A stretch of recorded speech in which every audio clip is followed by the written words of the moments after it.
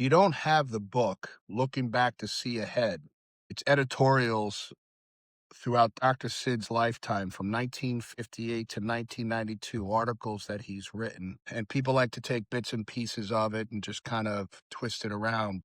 I'm going to read an article to you that he wrote in August of 1966, so 60 years ago. And not much has changed. There's a book, a green book that BJ wrote, History Repeats, and it's a fact. You could read through this book, and the discussions that were happening in the 60s and 80s and 90s still happen today. So we're dealing with nothing new. The question is how we deal with it and what we're going to do with it. So I'm going to read through this so you get the entire context of the article, and then we're going to have a little discussion on this. August 66, chiropractic profession in the hands of Pharisees. The chiropractic leadership, the association, the most schools hiding behind the screen of pseudo-acceptance by the medical profession is surely and steadily leading the chiropractic profession in the world into health bankruptcy. The profession is in the hands of Pharisees. No glimmer of hope appears on the horizon unless the chiropractors renounce the do-nothing, backsliding, divided leadership, which has become the premier symbol of the profession, and adopt the chiropractic principle and reaffirm their belief in, dependence on, adherence to the life principle, and make an all-out drive for acceptance of the principle and not necessarily the chiropractor. Over the years, the chiropractic leadership has acquiesced to the wishes of the therapeutic propagandist and has watered the principle down from the state associations to legislative groups in order to deal on the club level, seat at the table level, and in the social ethics of the political quagmire of social therapeutics, and had to limit the chiropractic principle to less than its fullest application to maintain the status quo. Let's all get along. And to keep the chiropractic leadership firmly entrenched in its social position and power. At the same time, young men come into the profession filled with vim and vigor, dedicated to the chiropractic principle, and they are tapped on the head and told, "Down, boy, we've got this stuff under control. Let us run things." Consequently, the spirit and enthusiasm of the chiropractic profession are at the all-time low, and the hierarchy has had to concede one defeat after another, knocking itself out to maintain a semi-even course. Any power, any strength, or any enthusiasm coming from people must be divided and adulterated in order that the hierarchy can maintain its control over the chiropractic profession and keep itself firmly entrenched to power. These men who have so firmly entrenched themselves socially and politically in the therapeutic stronghold now must, in turn, further dilute the chiropractic principle. The true meaning of chiropractic must more and more be sublimated and adulterated so the hierarchy can maintain its weak and watered-down social therapeutic position. This business of brainwashing the chiropractic leadership has been a long, slow, evolutionary process masterminded by the social therapeutic group. Most of the chiropractic leaders are sincere, true, but too many of them lack the courage, fact, and integrity to break away from the medical captors and make a clear definition of their position. They are unwilling to face and to stomach the verbal insults which will be hurled at them and at the weak, watered-down chiropractic image which they have created, or which they have permitted to be created. That has been the greatest thorn in the side of the chiropractor, and the failure is to take a stand and progress. It has produced the existing lack of enthusiasm in the profession. It has buried chiropractic's desire and ability to go forward and to manifest true, enthusiastic, and a dynamic movement. Taking these things into consideration, it is not difficult to see why chiropractic fails to attract young practitioners. It is easy to see why practicing chiropractors hesitate about sending their son or daughter out to battle for a lost cause. I don't buy that. My daughter starts school soon. And all the time he is thinking of his son's future or daughter, the father wonders if he had his life to live over again, if he wouldn't have selected medicine, dentistry, or anything but the low-rated, washed-out, run-down chiropractic profession. On the other hand, if there is a great understanding and great change, which puts chiropractic in the hands of the chiropractor, if there is a real and great rededication to the spirit, to the true and sole purpose of the chiropractic movement, then the chiropractor will have the courage and the integrity to face down the insults and the pressures and to make the principle known. Then, too, the chiropractors can turn their hands to electing politicians who, in turn, are in favor of a full chiropractic practice and full chiropractic declaration of the new era in the world.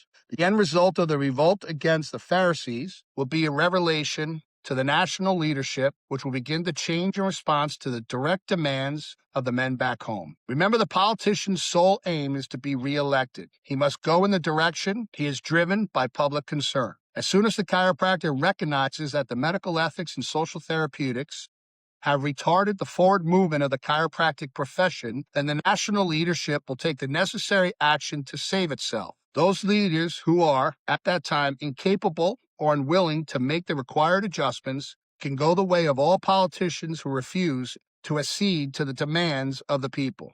They will be thrown out of office, and they will be socially and professionally ostracized. Chiropractic, under new and dynamic leadership and dedicated to the principle, will go forth to dominate the world. History repeats. See, Dr. Sid was a master. He was a master of being known of keeping his enemies close, which is why he always worked with others. As much as he would call out people doing therapeutics in their office, he loved them. When you go to church, sinners need to go to church to be saved. And if someone is a therapeutic chiropractor treating people and doing all kinds of modalities, we have to love them.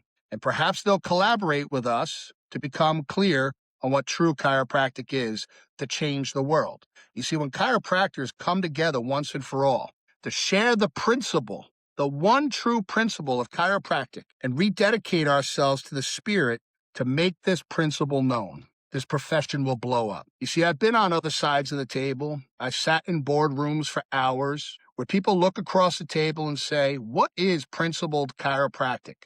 And my answer is, why do we have to say principled?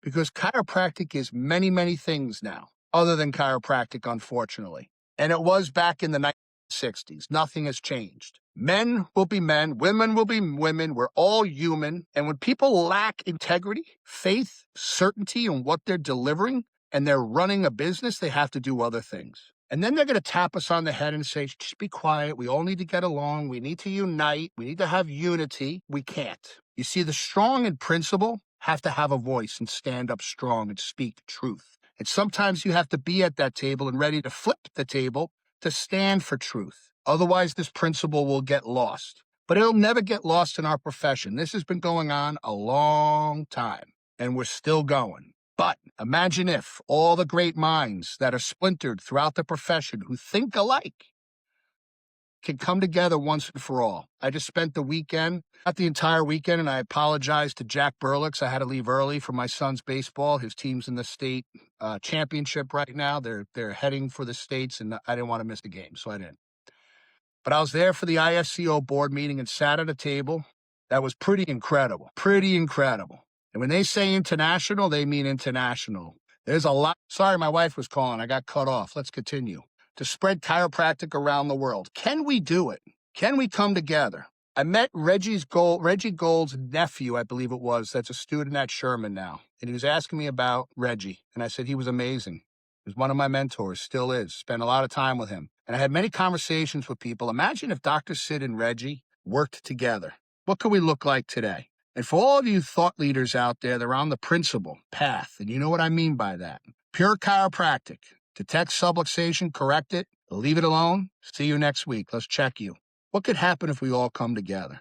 Instead of arguing and trying to redefine Stevenson's textbook and redefine what we think chiropractic is and what we're treating and what we're doing, what if we just fed off our history of over 130 years of kicking ass as a healthcare profession and spread that to the students? Share that globally around the world. Dr. Sid's vision was life around the world, and it's happening. It's happening. It's silent right now, but it's happening. And I'll implore you that, I stayed with an organization for a long time because Sid stayed for a long time. But he would have flipped tables. People wouldn't have gotten away with what they got away with. You can't talk out of both sides of your mouth. You got to stand for principle, and that's chiropractic.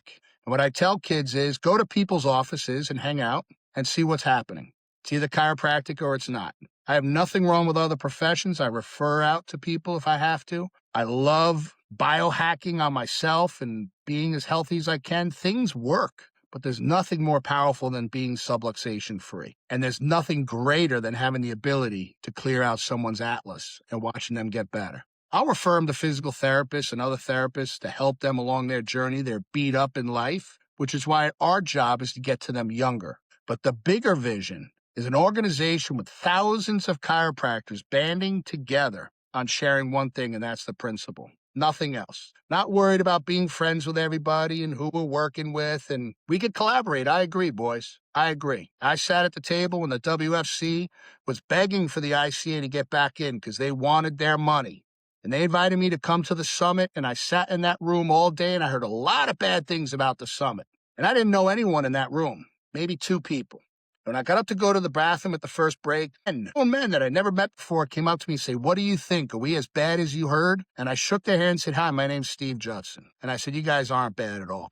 You're nothing. Bunch of nice guys in suits. We're sitting in a horseshoe in a room, talking not much about anything. But they're very good people. They have good hearts, and they want this profession to grow. And what people are saying is the schools are getting smaller. We're losing the passion. And they know we need to work together. I could collaborate on that, baby. And if we could get kids fired up for chiropractic and changing people's lives with the chiropractic adjustment, like Dr. Sid did and his crew of people through DE, watch what will happen. See, all the infighting and everything is always going to happen. That's part of being human. Disagreeing and arguing, always going to happen. But hug it out afterward and agree to disagree. And when I asked the WFC why they weren't in the room, they said, "Well, we choose to collaborate." And I said, "Awesome. The ICA should choose to collaborate with you." They didn't like that. They wanted a check. You see, guys, we could all get along. We don't have to like how we think all the time, but we should love each other's existence as humans. I agree on that. I respect that 100%. But if you dilute the chiropractic principle, be careful who you go to bed with. And if you're married, go to bed with nobody else. That's called adultery. And I feel like when Dr. Sid is writing In the Hands of Pharisees, these were religious leaders who were rigid on legalistic rules and on their appearance and controlling rather than truth, the spirit of the matter, true healing. You see, when we lose the deeper principle and the philosophy, we lose chiropractic because that's what separates us from every profession in the world. And when you seek outside approval, and that's where you get your significance from, your soul's going to sink. You only need approval for yourself that when you put your head down at night to say, "I did the right thing and I spoke my truth." It's not about the image. It's not about how we look with the politics. We're doing anything we can to get a buck in the bank. You see, when you stand for principle, you stand firm, people follow you, and there'll be a lot of bucks in the bank. But we can't forget our core. We can't forget the innate intelligence and that the subluxation rots that at its core. You can't sanitize or dilute the principle, and it can't be just trying to be acceptable to everybody. Let's be us. Let's stand firm in what we believe in and let everybody come in and listen and learn and challenge. Let them create arguments, and let's open ourselves to that discussion, but never bend on what we truly believe in. And let's protect the soul of the profession, which is the principle of chiropractic, which is Stevenson's textbook at its core, principle number one, and then the detection of correction of subluxation, which blocks the expression of that principle. We could all play together, we could all hang together, but be you, be a chiropractor, and stand firm on our principles once and for all. So with that said, I'm here to tell you, the radical movement has become the IFCO for us. Can we build this thing to be the biggest principled chiropractic organization globally? You see, it starts with an I, international, and it's happening internationally. They actually have more members internationally than they do in the United States, but that's changing. But we have to understand why we're doing that. And we're doing that to preserve the principle of chiropractic and teach these young students what it is and what it means to be a real chiropractor, serve the masses, lose yourself in service, lasting purpose, by taking care of the masses, seeing a lot of people, not a small amount working part-time, but taking care of a lot of people. Because this principle is so powerful that when they get it, when the people and the moms get it in your community, they're rushing to your office to have their lives changed, to have their babies' lives changed. And that's got to be our message. And no one's doing it today, putting it out there like the few, the principal chiropractors. The majority are found at Dynamic Essentials, but there's a lot of conferences going on around the country, splintered, that have amazing leaders out there. Danny Knowles at Mile High, Tim Young at Focus, Paul Reed, all these guys, man, just doing it. But we've got separated in our own little world. We need to come together, guys. We need to get this thing of Principal Chiropractic into the schools, not for our pocketbook, not for our program, but for the profession once and for all. Imagine if Dr. Sid and Reggie got along and worked together. You see, it's like the house is burning down and Helen Keller's standing out there, and the poor thing has her back to you, and you're screaming, you better get out, you better run. She can't see you, she can't hear you, she can't feel you. We have to get in front of these students and these chiropractors that are struggling and look them in the eye, and they have to hear and feel us, not be talked at, not be manipulated into a program because we want to just teach and make a buck off them, but feel the core root principles of chiropractic and everything this profession's been through over 130 years, that now they can be part of changing it. And my declaration today is, let's do it through the IFCO. Join up, show up, and let's work together. We've built a vision that we're going to be launching out there. We're going to be teaching students and getting in the schools. There's programs starting up in the schools now, teaching the kids the principle, the green books, the philosophy, multiple different adjusting techniques, and giving them the power of communication when they go out there to change lives. We need to be teaching that, and it can be done for free. It shouldn't be that they're 8 years in practice, struggling, not paying student loans, and they either go off and start adding things to practice to survive or paying us to teach them because they're scared. Let's get them young, let's love on them, and let's teach them everything, the core that boiled our blood to go out and serve big, which many of you did. Let's do it together. The next DE, I believe, is July. Go to lifede.com, check it out. Keep your eyes open for some things the IFCO is launching now. Some powerful thought thinkers things came out. There's a conference going on overseas in a couple weeks run by David Serio, who's a powerhouse over there. Listen, it's international. Let's be international. Let's grow it. And let's bring chiropractic to the mecca of the awareness to the human beings that we have never had ever in our profession because we've been splintered. You see, if Helen Keller got adjusted, maybe she would have got her hearing and eyesight back and she could have heard us. Let's become so powerful together that we awaken the profession from within and build it to what it's always been destined to. God bless you.